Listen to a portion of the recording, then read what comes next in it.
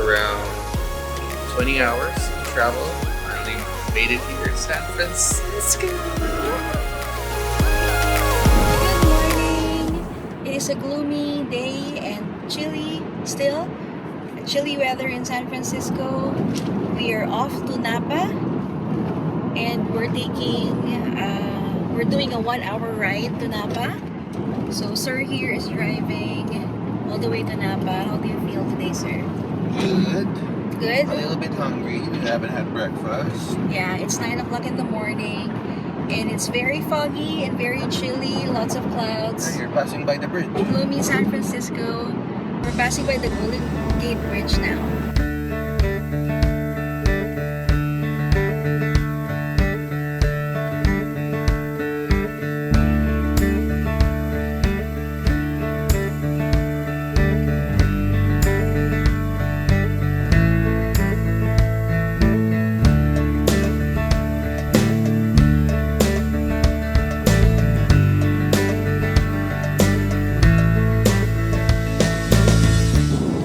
To Napa Valley, we just passed by Sonoma Valley. It's another place where you can visit if you want to see some vineyards. And what they say is that that place is more down to earth. There's less fancy, so you want to experience more of how the locals do it. The way to go is Sonoma. And upon passing by here or going through this, it's just amazing how there's just like vast vineyards here, endless as far as the eyes can see. It's just nice. What a beauty. There, let's see.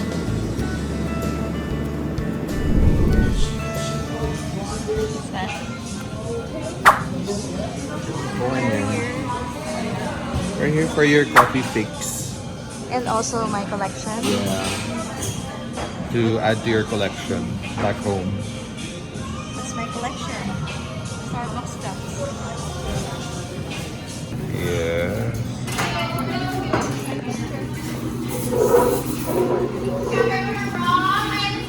Yay.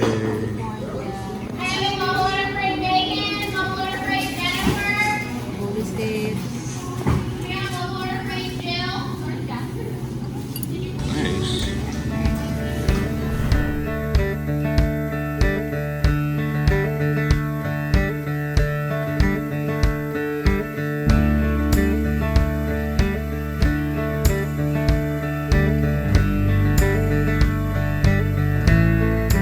Before we head out to see some vineyards here in Napa Valley, we decided to stop by at Oxbow Public Market. What they say is that this is like a mini ferry building, and once we came here inside, the place is very charming. It's full of small kiosks and shops, things that you can buy, even a good place for buying souvenirs. It's so cute in here. So this place is known to produce or to offer local produce from local people, to tourists and locals alike. See a lot of people hanging out at the back. There's a lot of tables, a lot of locals, a lot of tables as well for everybody just to sit down, sip wine, grab snacks from all the locals that offer their products here. So, this is a very nice place just to stop over and get a feel of what the locals offer to everybody that passes by Napa. It's very charming. Very charming. So if you can see up there, that's why it's called the ferry building's little sister, because of the architecture, because of the look and the feels. The same way that the ferry building has a lot of locals basically offering as well their produce and their, what do you call that? Their items. Merch. Yeah. So off to see the vineyards today, and Let's go. let's go.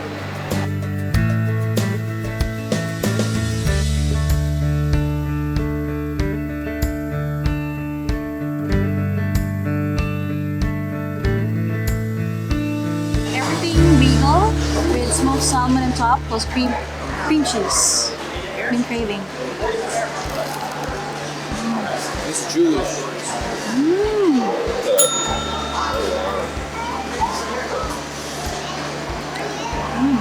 Good. So good. Can you describe it? It's not the same. The salmon is perfectly smoked, so a bit salty but fresh. And the bagel is good too. But toasted. Everything with the sesame seeds. It's perfect. You should try it here at Lobeski. Levetsky. Jewish people rock.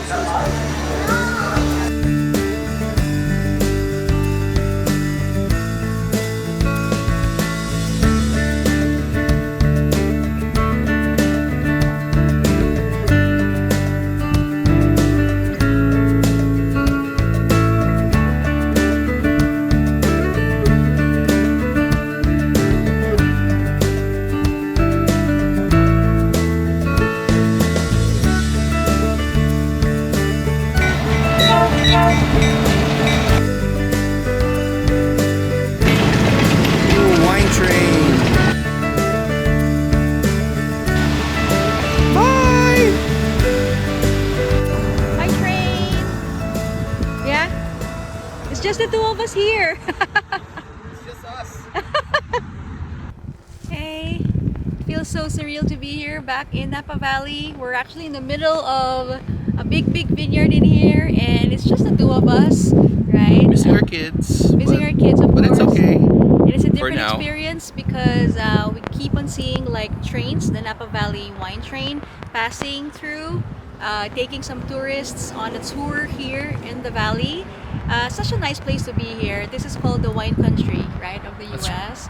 Although there's a lot more other places to visit aside from Napa Valley, like Sonoma, Livermore. yeah, there's a lot of other areas, but this one is quite the fancier one. Yeah, it's very touristy, but at the same time, like it's a perfect opportunity just to see vineyards, which we don't usually have back home. We don't have As right? large as like this one. Yeah, I don't think As we large have. as like this one. I don't think we have wineries back in the Philippines. Because this one spans like from the plains all the way to the Yeah. hills, all the way to almost through the mountain.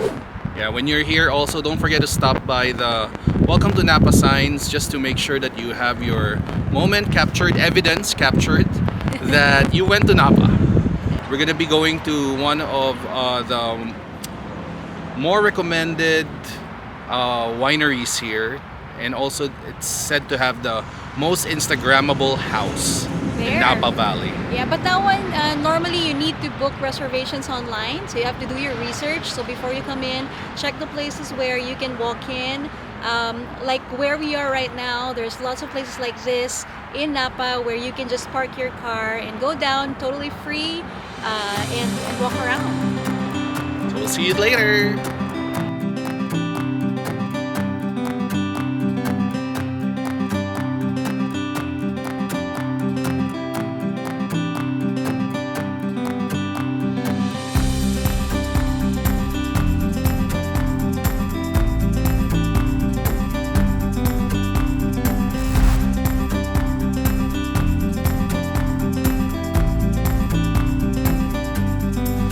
Of course, when you're in Napa, Napa is known as a wine country of the US, especially of California.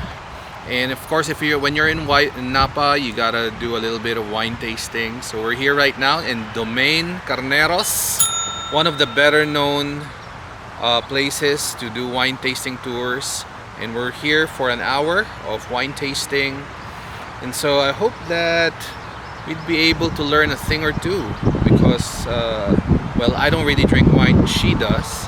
Not so much. Not so much, yeah, but more so just for cheese and what, crackers. For steak. For meat and there. to put into your food when you're cooking, right? So that's it, not really. So today we hope to learn a thing or two about wine and winemaking, and we hope to be able to share that with you by the end of this video. So welcome to Domaine Carneros. In Napa Valley. Domaine Carneros is a singular Napa Valley winery, best known as a small grower producer of Méthode Traditionnelle, sparkling wine Pinot Noir, estate vineyards, and a breathtakingly beautiful chateau. Founded by the noble family behind Champagne Titangier, Domaine Carneros was established in 1987 when Claude Titangier selected a 138-acre parcel in the heart of Carneros, Napa Valley. All of Carneros wines proudly hail from the Carneros appellation, and 100% of their fruit comes from their 6 vineyards comprising 400 acres. Book a visit through their website and wine in their indoor salon or outdoor terrace. Okay, so we're here right now in Domaine Carneros, and what can you say? Look at the view. Yeah. I love view. Yes. So beautiful. Look at the view. So this is the view of their wine tasting area.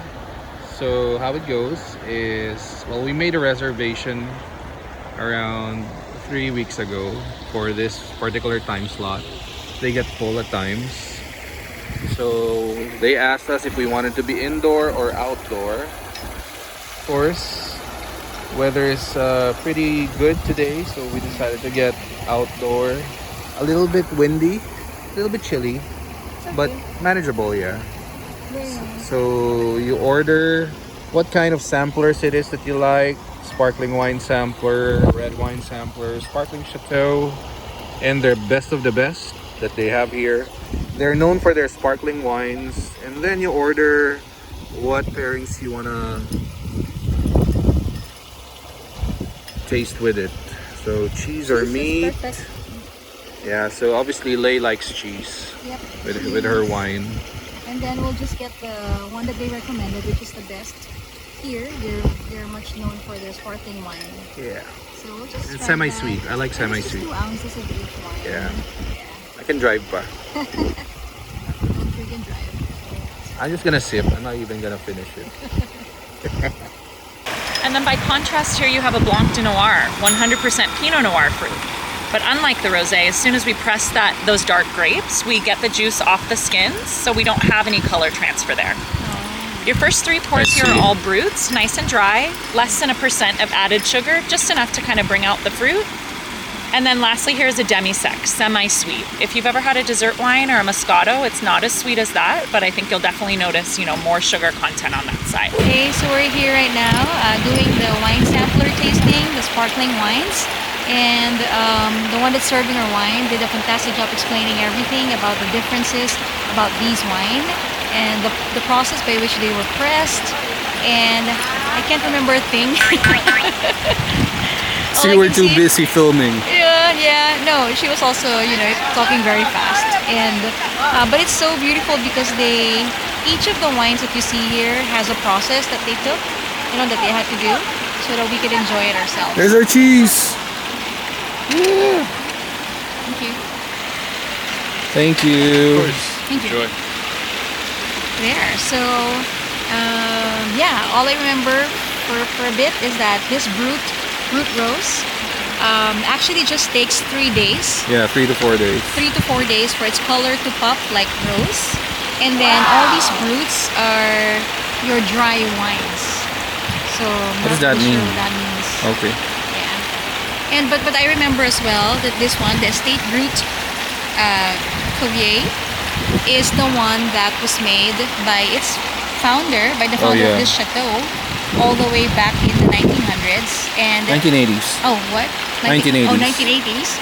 And they're still doing it until today. The same method for them to achieve that. So that's awesome. It takes a lot of effort and a lot of waiting for you to get wine. So this is not for you to be alcoholic, but it's for you to appreciate what comes out of the wine, all the grapes, all the crushing that's happening, all the waiting that's happening. If you look at all the vineyards that we pass through, there's a lot of waiting. It takes seasons for the grapes to bear fruit. So at the right time, you can make the harvest. With careful planning, waiting, pruning, fertilizing, and all, you get this. That's why, I guess for me, it's important for you to experience something like this.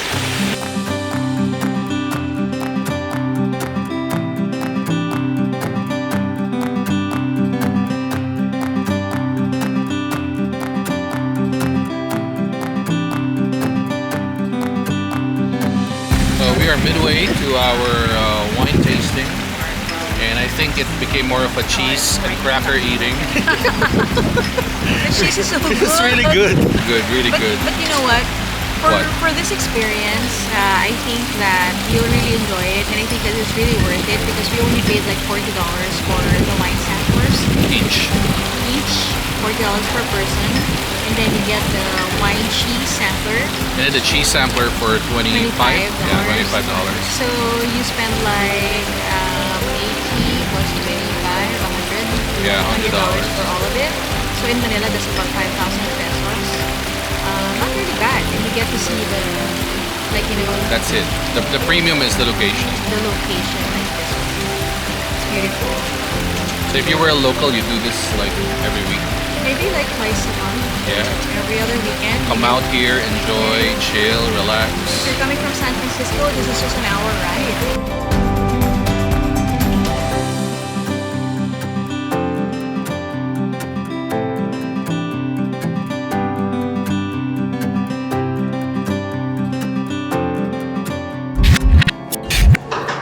Hey, beautiful day.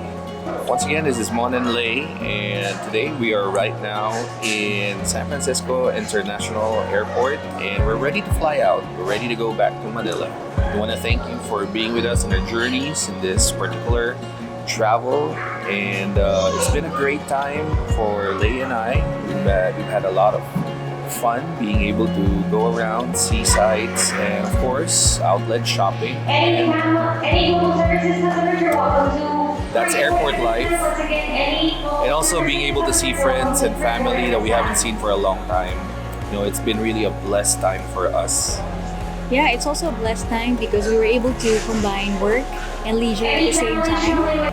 One of the things that we have learned throughout this trip is really experiencing the goodness of God. For me personally, we didn't plan to travel to the US this year, although we do have travel plans, but US wasn't in our immediate radar. But then work came, a blessing came, and because of this, God was able to demonstrate that He can do exceedingly abundantly more than we can ever ask, think, or imagine, beyond our wildest dreams. And so I want to encourage you just the same, to believe God for whatever it is that's in your heart, especially related to travel, because we love traveling so much, and He'll tell you why. But yeah, I mean, God can just exceed your wildest dreams. Just continue to believe. Yeah, so in line with that, never let your dreams be limited by the amount of cash that you have in your bank account. Continue to water your dreams, continue to water the visions that you have in your heart. Just continually plan as if you're already heading out, so you know exactly what it is that you want to go to, what you want to visit. Provision will be there when the time is needed. You can count on that. Make steps towards it. Don't let yourself get so busy trying to make a living that you forget what living is all about. And living is all about being able to live life to your heart's content, being able to fill your life with color, with dreams, with fulfillment, especially making memories with the ones that matter. So, once again, we want to thank you for being with us on this trip. And hope you can continually like and subscribe to our YouTube channel to show you our family's adventures. God bless you, and See you signing out again. from San Francisco.